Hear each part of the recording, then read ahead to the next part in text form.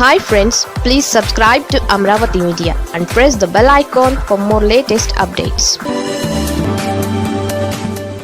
చంద్రబాబు పవన్ టార్గెట్గా మళ్ళీ తెలంగాణ ఆత్మగౌరవ అస్త్రం. తెలంగాణ రాజకీయాలు మరోసారి ప్రాంతీయ ఆత్మగౌరవ సెంటిమెంట్ చుట్టూ తిరుగుతున్నాయి. సుదీర్ఘ విరామం తర్వాత టీఆర్ఎస్ అధినేత్రి కల్వకుంట్ల కవిత చేసిన వ్యాఖ్యలు ఇప్పుడు రాష్ట్ర రాజకీయాలలో పెను దుమారం రేపుతున్నాయి. రామగుండంలో నిర్వహించిన బాయిబాట కార్యక్రమంలో ఆమె మాట్లాడిన మాటలు కాంగ్రెస్ ప్రభుత్వ వైఫల్యాలను ఎండగట్టడంతో పాటు పక్క రాష్ట్ర నేతల జోక్యాన్ని తీవ్రంగా ఆక్షేపించేలా ఉన్నాయి. ఆంధ్రప్రదేశ్ ముఖ్యమంత్రి నారా చంద్రబాబు నాయుడు, డిప్యూటీ సీఎం పవన్ కళ్యాణ్ వారానికి 3 రోజుల పాటు హైదరాబాద్లోనే ఉంటూ రాజకీయాలు చేస్తున్నారని కవిత ఆరోపించారు. పక్క రాష్ట్ర నేతలు ఇక్కడ తిష్ట వేసి రాజకీయాలు చేస్తూ ఉంటే కాంగ్రెస్ నేతలు మాత్రం మమ్మల్ని రాజకీయాలు చేయనివ్వడం లేదంటూ నెపం నెట్టేస్తున్నారని ఆమె ప్రశ్నించారు. సీఎం రేవంత్ రెడ్డి బలహీనత వల్లే పక్క రాష్ట్ర నాయకులు తెలంగాణ రాజకీయాల్లో చొరబడి ప్రభావం చూపేందుకు ప్రయత్నిస్తున్నారని ఆమె విమర్శలు గుప్పించారు. కవిత వ్యాఖ్యలను పరిశీలిస్తే టీఆర్ఎస్ పార్టీ ప్రధానంగా 2 వ్యూహాలతో ముందుకు వెళుతున్నట్లు స్పష్టమవుతోంది.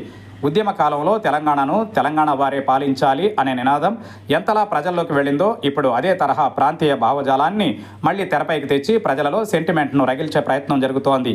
రేవంత్ రెడ్డి నాయకత్వ లోపాలను ఎత్తిచూపుతూ ప్రభుత్వం తీసుకుంటున్న నిర్ణయాలపై ప్రజలలో అనుమానాలు రేకెత్తుతున్నాయి. కొట్లాడి తెచ్చుకున్న తెలంగాణ రాష్ట్రాన్ని మనమే ఏలుకోవాలి అంటూ కవిత చేసిన వ్యాఖ్యలు బీఆర్ఎస్ భవిష్యత్ రాజకీయ కార్యాచరణకు, ప్రచార శైలికి స్పష్టమైన సంకేతంగా కనిపిస్తున్నాయి.